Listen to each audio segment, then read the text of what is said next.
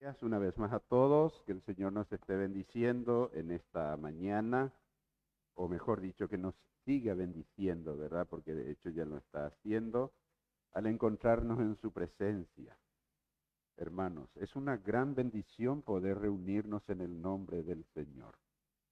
En estos días recibí un video de un misionero, o sea, el misionero estaba hablando, el misionero en la Corea del Norte o China, no recuerdo bien ahora, creo que era China, donde hablaba un grupo de hermanos líderes de la China.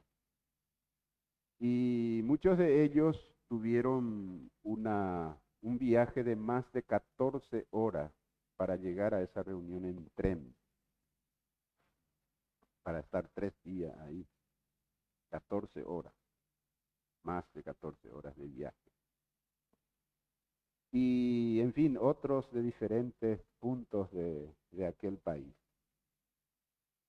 Y en una de esas oportunidades le dijo el misionero a ellos, ¿y qué podrían hacer por ellos? Y dijeron aquellos líderes, uno de ellos habló y dijo, queremos que vuelva a su país, oren por nosotros, para que nosotros seamos también así como ustedes, le dijo al misionero. Y le dijo este misionero, no, yo no voy a orar por ese motivo.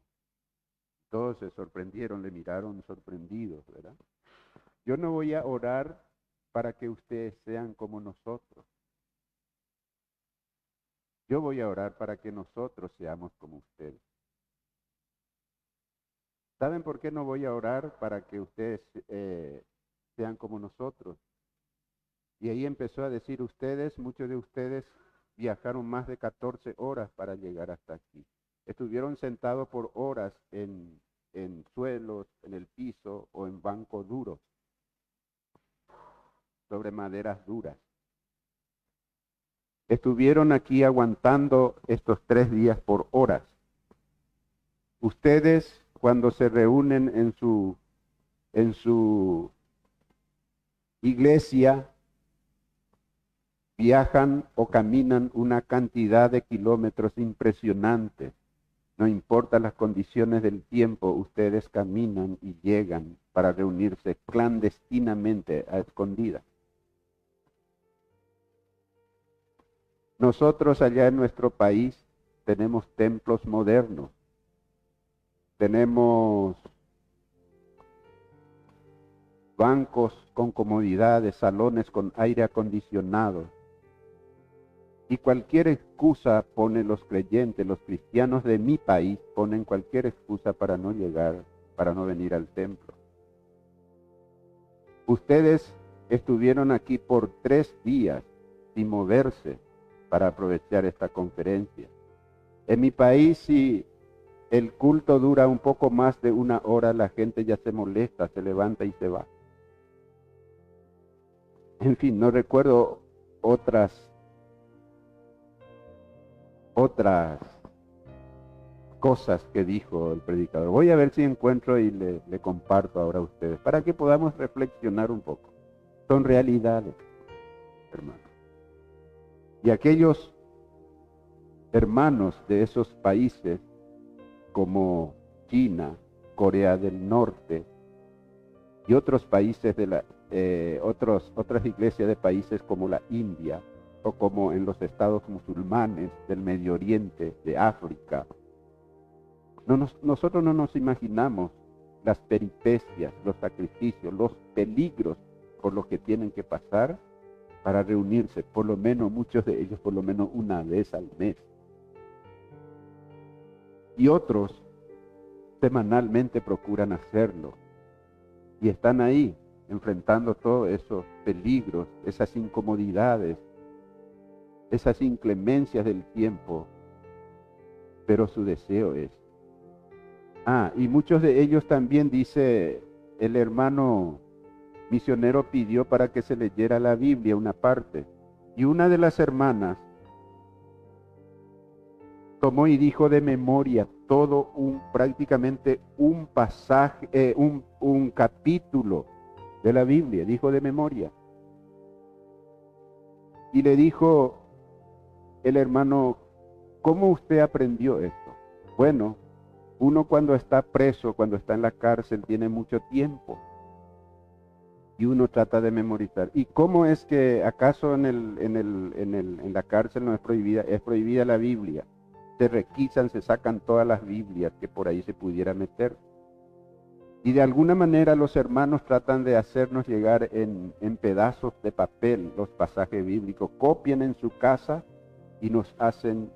Entonces nosotros tenemos que aprender rápidamente, tratar de aprender de memoria la palabra de Dios.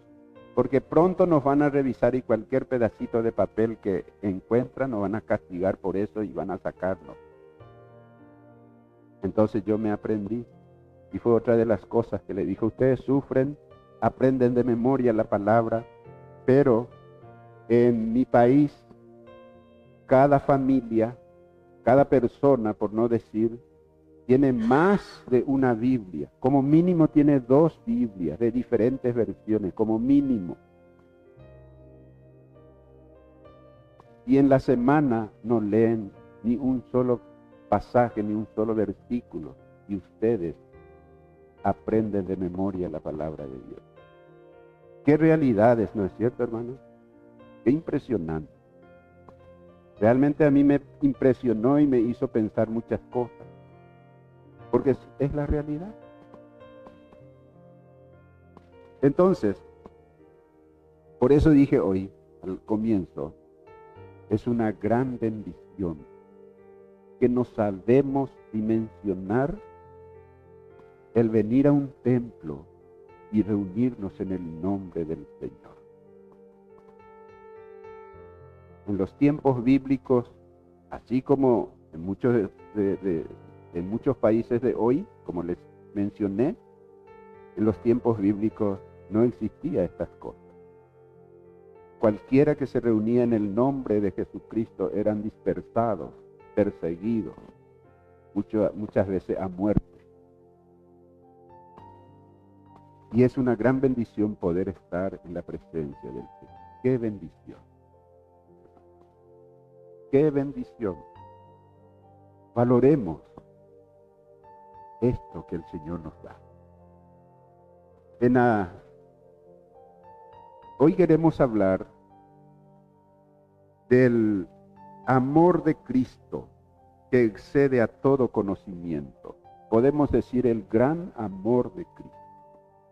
Y leamos en Efesios en el capítulo 3, versículo 17 en adelante. Efesios 3, Efesios 3, 14, versículo 14 en adelante. Dice así la palabra del Señor: por esta causa doblo mis rodillas ante el Padre de nuestro Señor Jesucristo, de quien toma nombre toda familia en los cielos y en la tierra, para que os dé, conforme a las riquezas de su gloria, el ser fortalecidos con poder en el hombre interior por su Espíritu, para que habite Cristo por la fe en vuestros corazones, a fin de que, arraigados y cimentados en amor, seamos plenamente capaces de comprender con todos los santos cuál sea la anchura, la longitud, la profundidad y la altura, y de conocer el amor de Cristo, que excede a todo conocimiento, para que seáis llenos de toda la plenitud de Dios. Y aquel que es poderoso para hacer todas las cosas mucho más abundantemente de lo que pedimos o entendemos, según el poder que actúa en nosotros, a Él sea gloria en la Iglesia, en Cristo Jesús, por todas las edades, por los siglos de los siglos. Amén. Padre, te alabamos en esta mañana una vez más. Te damos las gracias por tu amor que excede a todo conocimiento, Señor. no tenemos todas las capacidades, Señor, humanas, intelectuales, para comprender ese gran amor tuyo. Por eso en esta mañana te damos las gracias por tu palabra que podemos leer juntos aquí. Y te pedimos, Señor, que tu Santo Espíritu nos enseñe, abra nuestras mentes, nos dé comprensión y toque nuestros corazones para que también esas cosas comprendidas de ti podamos obedecerlas. Padre, gracias te damos, pedimos estas bendiciones en el nombre de Jesucristo, nuestro Señor y Salvador. Amén. Los efesios, hermanos, que se habían convertido a Jesús, ellos estaban permanentemente amenazados, podemos decir así, amenazados, a ser atraídos o engañados por el culto de amor erótico rendido a una imagen que ellos le llamaban de diosa, la diosa Diana, en nuestra cultura antes conocida como la diosa Artemisa también. Ustedes recordarán que en un determinado momento, cuando los apóstoles estaban en Éfeso evangelizando, y después cuando vieron amenazados unos comerciantes, plateros o escultores, orfebres, que hacían justamente la figura del templo de la diosa Diana, y eso resultaba para ellos una gran ganancia, porque ese templo era una de las 7 maravillas del mundo antiguo, de aquel entonces, ese templo en Éfeso, el templo de Diana. Era algo extraordinario, majestuoso, una obra arquitectónica realmente grande. Y eso servía de ganancia, porque ellos vendían como una reliquia o como una imagen que vendían los comerciantes, los orfebres o artesanos, y les resultaba en gran ganancia. Pero resulta que cuando los apóstoles vinieron a predicar a Cristo y muchas personas se convertían a Cristo, y otras personas empezaron, por causa de la predicación del Evangelio, que hablaba de un solo Señor, el Señor Jesucristo, un solo Dios, entonces estos comerciantes se vieron amenazados, vieron que venía una amenaza sobre sus negocios. Y ellos empezaron a alborotar a todo el pueblo, dice que por más de 2 horas en una determinada oportunidad, los efesios en la ciudad de Éfeso empezaron a gritar: grande es Diana, diosa de los efesios, grande es Diana, diosa de los efesios. En fin, empezaron a alborotar, hubo un alboroto en Éfeso. Finalmente los apóstoles tuvieron que salir de ahí porque sufrían amenazas y estaban corriendo peligro de muerte. Y ese era uno de los edificios más importantes, hermano. Y fíjense que Pablo, cuando en el pasaje que hemos leído, habla de una, o sea que su escrito aquí tiene un contexto arquitectónico. Porque él lo hizo fíjense que aquí habla de altura, habla de longitud, profundidad, anchura, en fin, habla de medidas. ¿Y por qué lo hizo así? Por lo que dijimos al principio, muchos de los cristianos estaban siempre amenazados por ese culto de amor erótico a Diana. Y entonces él sabía que también ese templo era muy famoso, no solamente ahí en Éfeso, sino que en todo podemos decir en el mundo conocido de entonces, ya que formaba parte de una de las 7 maravillas del mundo de entonces. Y por lo tanto, Pablo, metido con su sabiduría, con su inteligencia, él se mete en ese mundo arquitectónico para comparar el amor de Dios de alguna manera con esta figura física que era el templo a Diana. Era algo grandioso, algo único en aquellos tiempos. Entonces él empieza a hablar de la iglesia, empieza a hablar de la altura, de la anchura, de la profundidad, de la longitud del amor de Cristo. Finalmente dice que el amor de Cristo excede a todo conocimiento. Es decir, ni siquiera podemos imaginarnos hasta dónde alcanza este amor de Cristo, hermano. Pero vayamos por parte. La iglesia, dice Pablo aquí, según como él presenta, es como una planta y como un templo.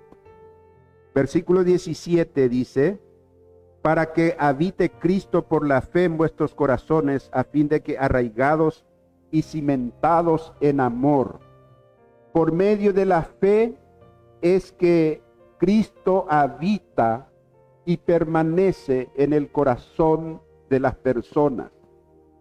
Podemos notar que Jesucristo hace asentamiento en los creyentes y a través también de los creyentes en la iglesia. Él es el que habita en la iglesia. La iglesia es de Jesucristo. Nosotros somos miembros y Él es la cabeza, dice la palabra. De manera entonces que Él habita permanentemente en su iglesia y en el corazón de las personas. Cuando dice para que Cristo habite en vuestros corazones por medio de la fe, quiere decir que Cristo haga su morada permanente en los corazones de los creyentes, hermanos. Que Él tome posesión de nuestro corazón, es decir, en el corazón de aquellos que tienen fe en Él. La vida cristiana se inicia con fe en Jesucristo. Esa fe que significa confianza para entregarle nuestra vida y recibirlo a Él como Señor y Salvador de nuestra vida. Entonces, ya que el corazón del ser humano es también el asiento de los sentimientos y las pasiones, ¿verdad? Todo nuestro sentimiento y pasiones, su centro es el corazón. Así también el corazón del creyente debe ser el asiento, la morada permanente de Cristo. Amén. Para que habite Cristo en vuestros corazones. No está diciendo para que los efesios, quienes recibieron esta carta, leyeron esta carta, ahora recién reciban a Cristo. No, ellos ya habían recibido a Cristo. Pero existe el peligro, la tentación de que no sea Cristo el Señor el que habita permanentemente en el corazón. Existían muchas tentaciones, muchas cosas que desviaban, muchos peligros, como ya dijimos al principio, de apagar la fe, de menguar la fe de los cristianos, de los creyentes. Entonces, cuando Él dice que habite Cristo por la fe, está diciendo que permanezca Cristo en vuestras vidas, dándole a Él la preeminencia, el gobierno de vuestra fe. Claro que por la fe en Cristo creemos y somos salvos. Por la fe en Cristo hemos recibido el Espíritu Santo en nuestra vida.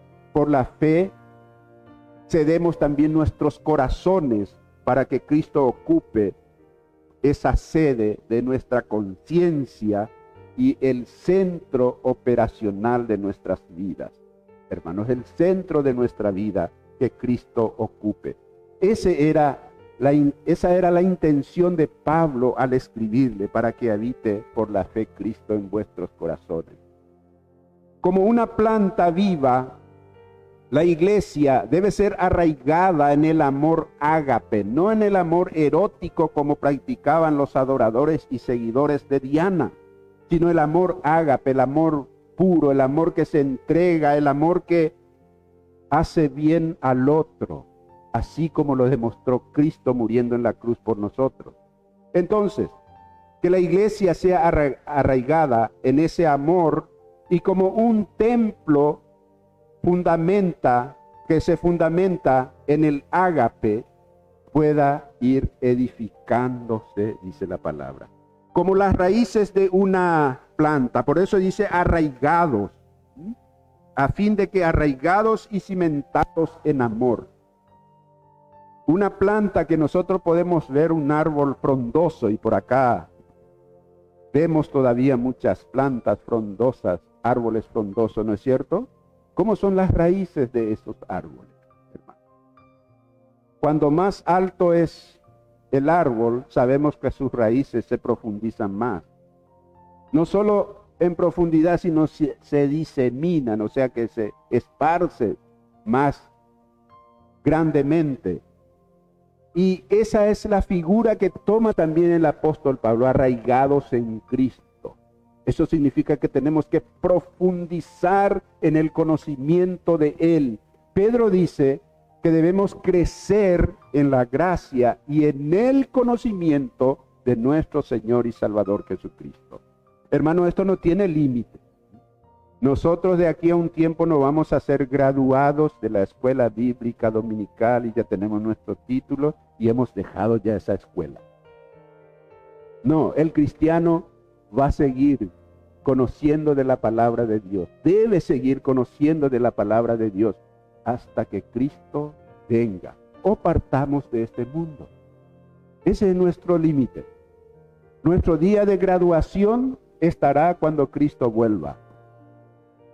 Pero mientras debemos seguir aprendiendo de Él, arraigándonos, profundizando nuestro conocimiento en Jesucristo, en su palabra, dice la Biblia aquí, hermano.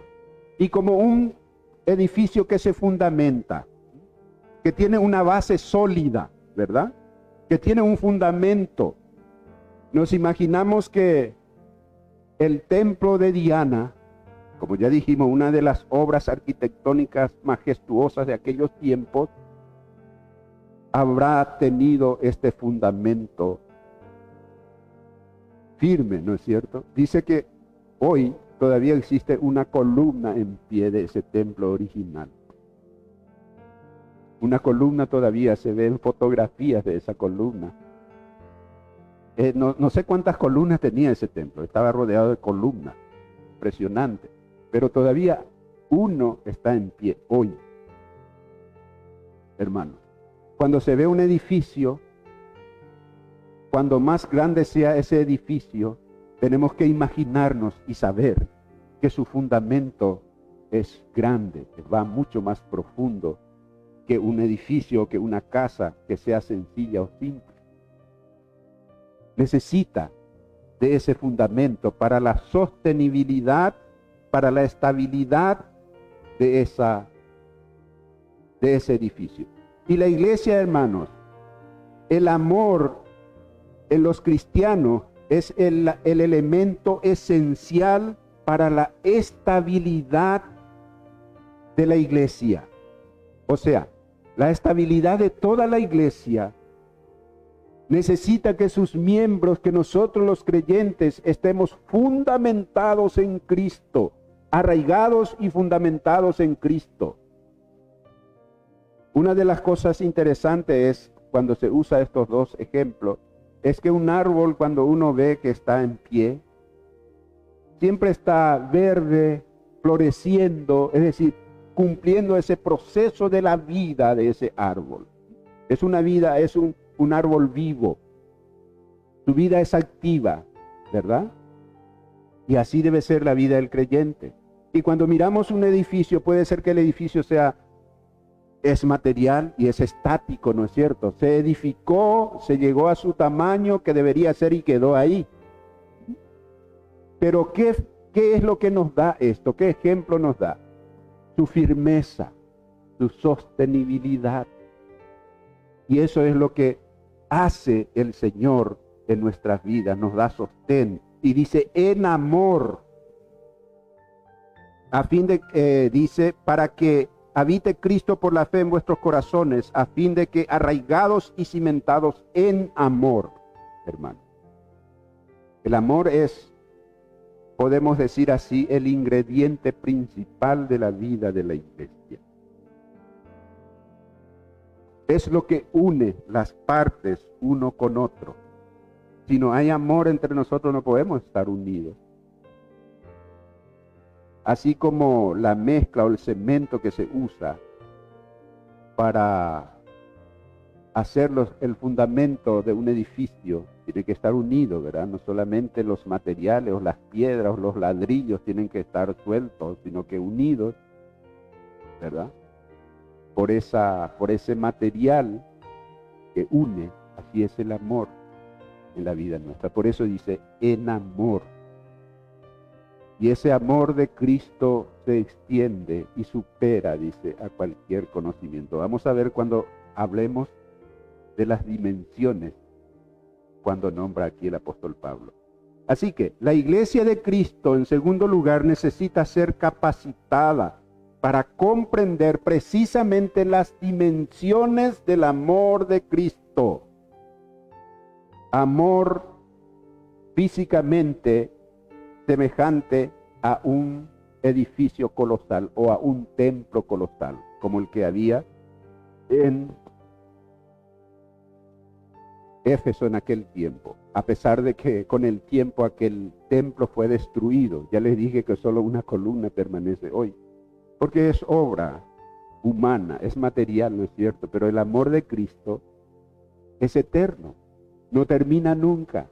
Y veamos en qué sentido dice acá en el versículo 18, seáis plenamente, o sea que arraigados, cimentados en amor, seáis plenamente capaces de comprender con todos los santos, con todos los creyentes, cuál sea la anchura, la longitud, la profundidad y la altura, y de conocer el amor de Cristo que excede a todo conocimiento, para que seáis llenos de toda la plenitud de Dios. Aquí habla de anchura. Esto tiene que hacernos pensar, hermanos, el alcance del amor de Dios. Alcanza hasta lo último de la tierra. Jesús, cuando dio su orden a sus discípulos para llevar este evangelio de salvación, este evangelio de amor, les dijo, vayan, enseñen, prediquen la palabra en Jerusalén, en toda Judea, en Samaria, en las regiones próximas y hasta lo último de la tierra. El amor de Cristo alcanza hasta lo último de la tierra, hermanos. Se extiende hasta abarcar, en aquellos tiempos tenían que entender, tanto judíos como gentiles, que el amor de Dios se alcanza a cada uno de ellos, a gentiles y judíos. Y ese mismo amor nos ha alcanzado a nosotros. Imagínense, hermanos, la anchura, hasta dónde alcanza, hasta dónde se extiende ese amor para llegar hasta nuestros días. Habla también de longitud. Su comienzo es desde la fundación del mundo. Dice en el capítulo 1 de Efesios, capítulo 1, versículo 4, dice así: según nos escogió en él antes de la fundación del mundo, para que fuésemos santos y sin mancha delante de él. Nos escogió Dios antes de la fundación del mundo. Desde la eternidad, hermanos, empieza nuestra salvación. Gloria sea al Señor. Dios lo proyectó así. Si pensamos en longitud, ¿verdad? Nos trasladamos al tiempo y desde antes de la fundación del mundo, dice. El versículo 5 empieza también, en 1:5 dice, en amor, habiéndonos predestinado para ser adoptados hijos suyos por medio de Jesucristo. Esto hace el amor de Dios. Esto hace el alcance del amor de Dios. Su duración, todas las edades. Hablamos de longitud. ¿Hasta dónde? Desde la eternidad y hasta dónde. Su duración, todas las edades, hasta más allá de los siglos de la historia. Capítulo 1 también en versículo 10 dice así: de reunir todas las cosas en Cristo en la dispensación del cumplimiento de los tiempos, así la que están en los cielos como la que están en la tierra, dice aquí la palabra del Señor. Y 3:21 nosotros ya hemos leído ese pasaje. El 21 dice, a Él sea gloria en la iglesia en Cristo Jesús por todas las edades. Hermano, esto es el amor de Dios, por todas las edades. Eso habla de su dimensión en cuanto a su longitud. Habla también de profundidad. Dice, se hizo cimiento de la salvación a niveles infrahumanos. Quiero leer con ustedes un versículo que hemos leído hoy en la escuela bíblica dominical. Capítulo 4 y versículo 9 de Efesios. 4:9 dice así: y eso de que subió, ¿qué es? Sino que también había descendido primero a las partes más bajas de la tierra. El Señor subió a los cielos, pero antes, en su muerte, cuando Él murió y fue sepultado, dice que descendió a las partes más bajas de la tierra. Veamos también lo que dice Primera de Pedro 3:18. Como dijimos hoy en la escuela dominical, estas son verdades, doctrinas bíblicas que no son fáciles de comprender, que no son fáciles tampoco de explicar. Pero leamos lo que dice la palabra. Primera de Pedro 3:18. En adelante dice así: porque también Cristo padeció una sola vez, dice, por los pecados, el justo por los injustos, para llevarnos a Dios, siendo a la verdad muerto en la carne, pero vivificado en espíritu, en el cual también fue y predicó a los espíritus encarcelados, los que en otro tiempo desobedecieron cuando una vez esperaba la paciencia de Dios en los días de Noé, mientras se preparaba el arca, en la cual pocas personas, es decir, 8, fueron salvadas por el agua. Esto habla de que Jesucristo descendió a las partes más bajas de la tierra, donde fue, dice, y predicó a los espíritus encarcelados. Hermanos, entendámoslo así. El amor, el alcance, la predicación, el evangelio, alcanza desde la presencia de los ángeles en las alturas hasta las profundidades más remotas de la tierra. Amén. Y alcanza a todo ser humano. Habla de la profundidad. Se manifestó humillado y triunfante en el Hades. La palabra Hades muchas veces es traducida por infierno también. Y la palabra infernus, que viene del latín, significa lugar inferior. Y hasta allá llegó con su amor Jesucristo, hermano. Se hizo Él, dice, estando en la condición de hombre, se humilló aún más, haciéndose obediente hasta la muerte y muerte de cruz, dice en Filipenses capítulo 2, a partir del versículo 6. Se humilló tanto que descendió hasta las profundidades. Por eso dice acá el apóstol Pablo, ¿cómo vamos a entender? Dice, comprender con todos los santos cuál sea la anchura, ya hablamos, la longitud, la profundidad y la altura. ¿Dónde está Cristo? ¿Hasta dónde llegó en cuanto a altura el amor de Cristo? El amado se exalta en la vida de los creyentes y Él mismo está a la diestra del Padre sentado. Él subió desde el Hades hasta los lugares celestiales, hermano. Por amor redentor descendió hasta los infiernos, pues fue exaltado por encima de todos los cielos, dice la palabra del Señor. Interesante que la figura de los cielos es un lenguaje para indicar una visión cósmica, una visión de mirar el mundo. En aquel tiempo, en los contemporáneos que ellos tenían, que ellos entendían entonces, entendían por lo menos 3 cielos o 3 dimensiones a lo que llamaban cielo. El cielo de los pájaros, lo que nosotros vemos, donde vuelan los pájaros, están volando por los cielos, decimos.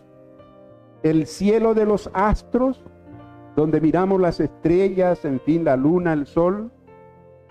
Y el cielo trascendente, aquel cielo, aquella dimensión angélico o divino, donde entendemos está la morada del Señor. Y esta expresión dice que subió encima de todos los cielos, dice la palabra del Señor. Entonces, hermanos, cuando comentamos la altura del amor de Dios, llega hasta lugares inimaginables. Como cristianos tenemos una esperanza mayor que una que podríamos pensar, y esta esperanza es Cristo morando en nosotros. Aquí hemos leído, dice, el poder de Cristo que está trabajando en nosotros es capaz de hacer más de lo que nosotros ni siquiera podemos pedir o imaginar. Dice acá, y de conocer el amor de Cristo que excede a todo conocimiento, para que seáis llenos de toda la plenitud de Dios. Y aquel, dice el 20, que es poderoso para hacer todas las cosas mucho más abundantemente de lo que pedimos o entendemos, según el poder que actúa en nosotros. Qué bendición es que el Señor nos ha dado este poder. Y este poder es la presencia de su Santo Espíritu en cada cristiano, en cada creyente. Y juntos hacemos la iglesia del Señor, la morada de Cristo, hermanos. Con ese amor inmenso que ya hemos descrito en esta mañana.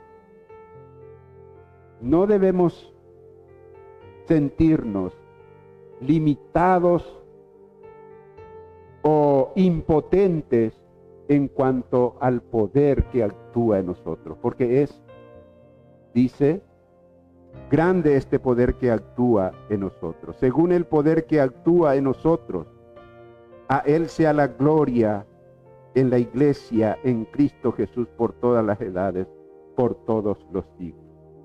Hermanos, tenemos que pensar de la siguiente manera. Los creyentes en aquel tiempo, gentiles y judíos, son los que a quienes Dios amó primero. Dice la palabra, nosotros le amamos a Él porque Él nos amó primero. Somos objeto de su amor. Y dice también la palabra, son aceptos en el amado. El Señor Jesucristo nos amó y fuimos aceptados delante de Dios porque Él nos amó primero. Entonces, cuando nos convertimos a Cristo, apenas, hermanos, empezamos a conocerle a Él, conocemos la fase de la salvación que Él nos da, pero también debemos ir creciendo para saber en qué persona Él quiere convertirnos a cada uno de nosotros. Y eso depende, hermanos, de nuestra entrega y de ser consciente de que habita en nosotros un gran amor, el amor de Cristo. Habita en nosotros y en su iglesia, para que sigamos haciendo la obra que Él nos ha encomendado, la predicación del Evangelio de salvación. Sin esta predicación no puede haber personas salvas, no puede haber arrepentimiento. Las personas no pueden ser cristianas sin oír el Evangelio. Ya hemos repetido varias veces esto. Y entonces, esa obra de amor que Dios hace, que Jesucristo efectuó y está efectuando por medio de su iglesia, en el poder del Espíritu Santo, porque este es el poder que actúa en nosotros, como dice aquí. Hermano, esta obra tiene una dimensión humana aquí y ahora, pero tiene una proyección a la eternidad, en los cielos, como ya hemos descrito, en la presencia mi Padre. Dice la palabra del Señor que hay gozo en los cielos entre los ángeles por un pecador que se arrepiente. ¿Podemos imaginarnos eso? ¿Acaso eso no nos dice el conocimiento que tiene de Dios de cada uno de nosotros? Él nos conoce individualmente. Y cuando llega una persona, por causa de la predicación del Evangelio, reconociendo su pecado, pidiendo perdón a Dios y reconociendo a Cristo como Señor y Salvador de su vida, entonces hay fiesta en los cielos. Nosotros aquí en la tierra, ¿qué festejamos? Muchas cosas, ¿no es cierto? Una de las cosas que festejamos, ¿qué es? Nuestro cumpleaños, por ejemplo, por lo menos recordamos o celebramos.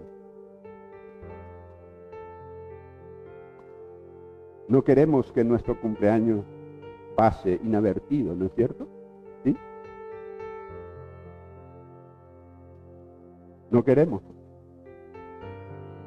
Queremos que nos saluden, queremos que se acuerden la gente de nuestra fecha de nacimiento. Pero lo que se celebra en el cielo, entre los ángeles, es cuando un pecador se arrepiente. Dice la palabra del Señor. Hay un nuevo nacimiento, hay una persona salva, hay una persona que ha pasado de muerte a vida. Hermanos, para terminar, digamos, recordemos nuevamente este amor de Cristo que excede a todo conocimiento, el gran amor de Cristo, que Él manifestó a través de su muerte, resurrección y ascensión, y nos ha dejado a nosotros para expresar ese amor como iglesia y como persona. Por eso hablamos de la iglesia que es como una planta que reverdece, que crece, que tiene raíces profundas, y como un templo, como un edificio bien afirmado que tiene cimientos seguros. Y luego también hablamos de que la iglesia de Cristo necesita ser capacitada para comprender estas dimensiones del amor de Cristo. Amor semejante a un edificio colosal. Y en esto tenemos que seguir insistiendo. No es pérdida de tiempo cuando venimos a la escuela bíblica dominical para aprender de la palabra de Dios. Estamos respondiendo a nuestra naturaleza de cristianos. No es pérdida de tiempo cuando nos reunimos en una casa en pos de la palabra para estudiar la palabra del Señor. Estamos respondiendo a nuestra naturaleza, a nuestra nueva naturaleza. No es pérdida de tiempo cuando venimos y celebramos un culto a Dios y escuchamos la exposición de su palabra. Estamos respondiendo a nuestro llamado, porque somos llamados al crecimiento. Él es la cabeza y según Él tenemos que crecer. Que Dios nos bendiga y nos siga haciendo comprender estas dimensiones del amor de Cristo, es decir, su anchura, su longitud, su profundidad, su altura. Solo el Señor con su Espíritu Santo puede hacer esto. Ninguna palabra humana basta para eso. Por eso necesitamos seguir insistiendo y dependiendo de amor, de Dios, de su amor y de su palabra. Amén. Señor, te damos gracias una vez más en esta mañana por tu bendita palabra. Sigue bendiciéndonos con ella, Padre, edificando nuestras vidas, Señor, que así como una planta que tiene raíces profundas, crece, Señor, hacia arriba. Padre, así también nosotros podamos profundizar nuestros conocimientos en Cristo. Que así como un edificio grande, Señor, se sostiene porque tiene fundamentos firmes, bien hechos, así también podamos, Señor, estar fundamentados en Cristo para estar firmes, para no ser llevados por cualquier viento de doctrina, como dice tu palabra. Gracias, Padre. Bendícenos, Señor. En el nombre de Jesucristo pedimos y te damos las gracias por todo. Vamos a celebrar la cena.